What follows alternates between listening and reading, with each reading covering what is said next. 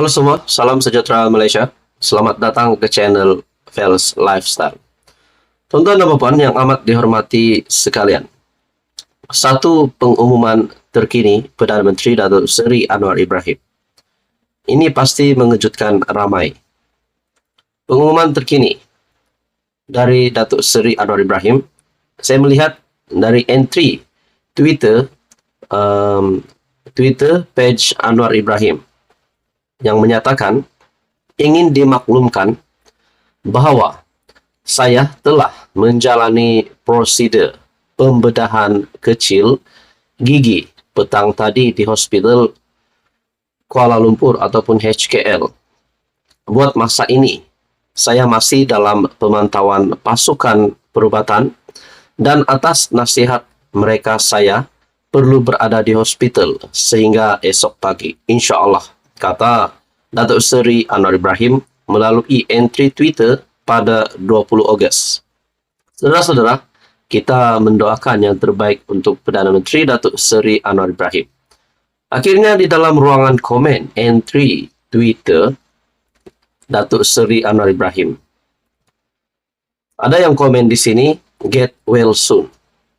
Ada juga kata, kenapa tidak keluarkan PDF YB? Perdana Menteri dulu siap keluarkan PDF kena cirit-birit. Get well soon YB. Dan banyak komen di sini berkata get well soon. Get well soon Perdana Menteri PM. Stay strong. Stay strong here sir and hopefully get well soon. Get well soon. Semoga segera sembuh my Perdana Menteri. Semoga Datuk Seri Presiden sentiasa sihat, sukses. Jadi saudara-saudara, ini adalah satu pengumuman Perdana Menteri yang pasti mengejutkan ramai. Tetapi kita mendoakan yang terbaik untuk Perdana Menteri.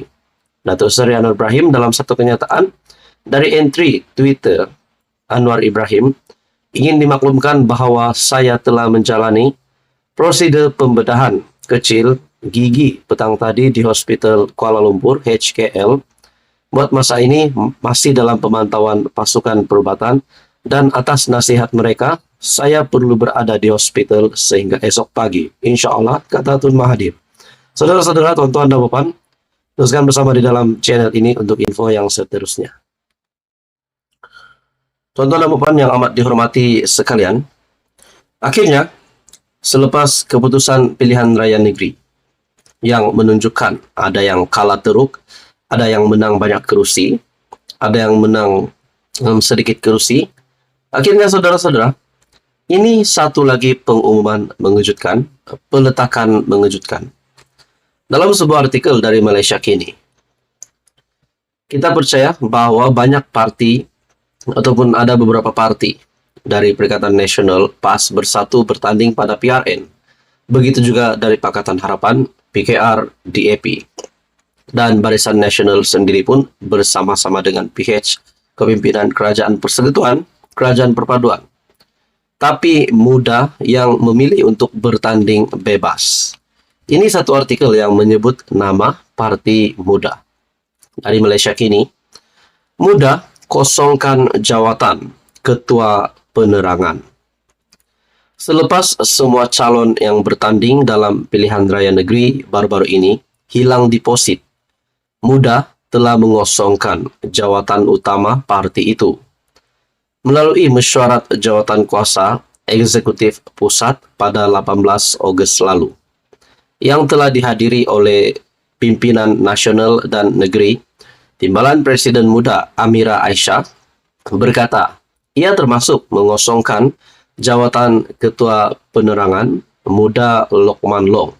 Tidak pasti ini peletakan jawatan ataupun pelucutan jawatan, tetapi yang pasti Muda telah mengosongkan jawatan Ketua Penerangan. Ia selaras dengan ikrar pada Perhimpunan Agung Muda yang lepas. Pemangku baru untuk Ketua Penerangan Muda akan dimaklumkan dalam masa terdekat. Muda telah menetapkan untuk agenda pemilihan parti disegerakan lebih awal dari tempo yang telah ditetapkan.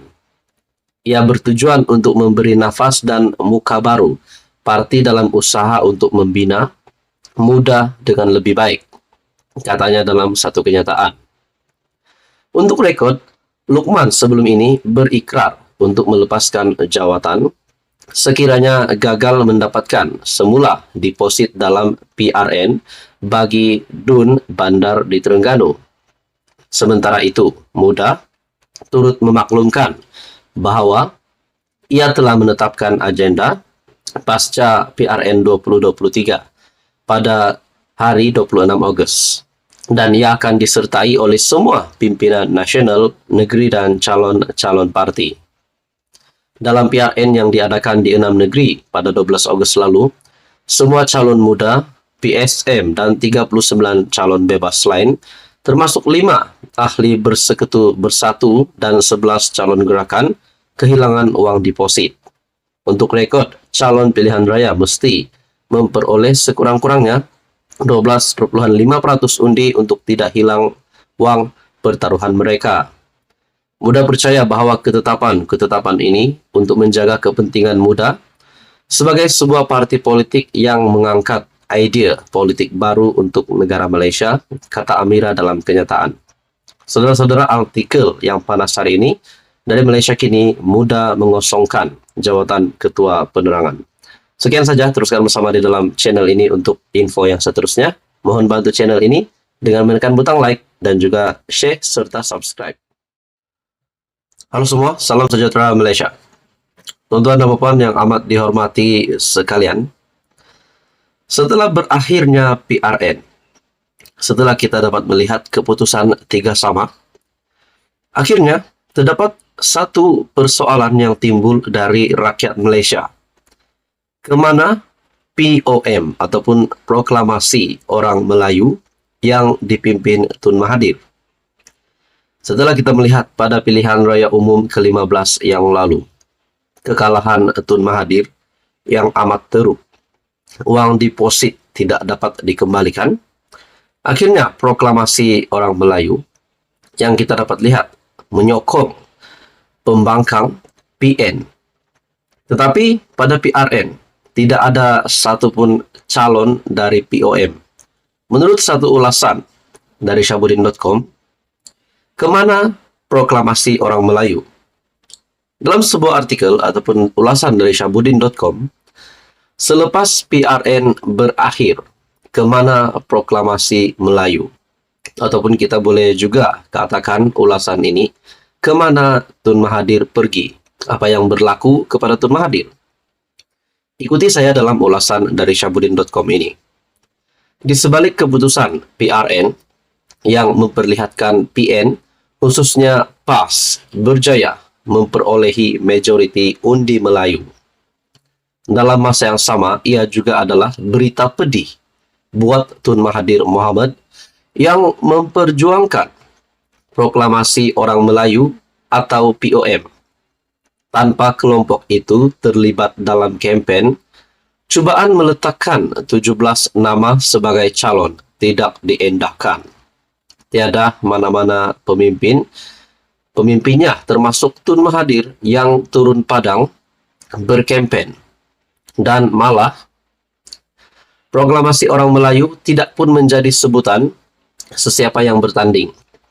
Hakikatnya, Perikatan Nasional tetap berjaya meletakkan dirinya sebagai pencabar unggul kepada PHBN. Lalu kemana perjuangan POM, Proklamasi Orang Melayu selepas ini? Kalau diteliti, perjuangan POM ini digerakkan hanya setelah Tun Mahathir yang sebelumnya bersama Pejuang dan GTA kalah dengan parah pada PRU 15 lalu. Jadi saudara-saudara, setelah saya melihat artikel ini ataupun ulasan yang sangat hebat dari Syahbudin.com, adakah di sini setelah kalah pada PRU 15, Tun Mahathir meninggalkan Pejuang dan Gerakan Tanah Air? Adakah perkara ini akan berulang lagi untuk PRN dan Proklamasi Orang Melayu? Adakah Tun Mahathir akan tinggalkan Proklamasi Orang Melayu dan menamatkan riwayatnya sebagai ahli politik dan fokus menjadi negarawan? Nah, itu menjadi persoalan. Dalam artikel ini lagi, untuk itu sekurang-kurangnya ada tujuan ada dua tujuan proklamasi Melayu itu digerakkan. Pertama, untuk menekan dan menjatuhkan Anwar Ibrahim.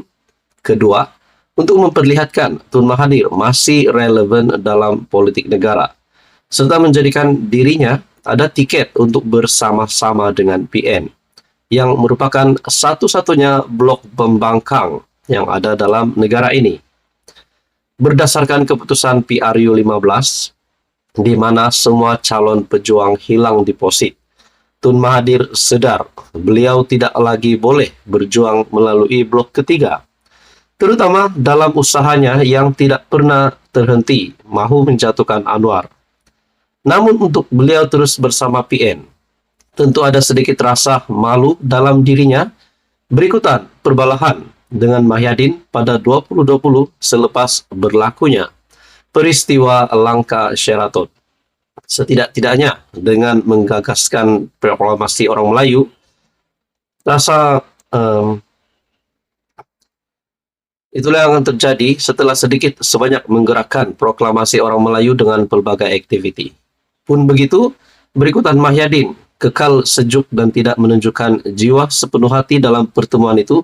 Begitu juga dengan Hamzah selaku ketua pembangkang dan SU Agung PN Bersatu turut tidak berlebih-lebihan dalam memberi respon kepada proklamasi orang Melayu dan Mahathir.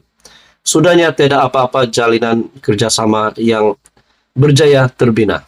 Jadi saudara-saudara, adakah di sini Tun Mahathir ditolak sekali lagi?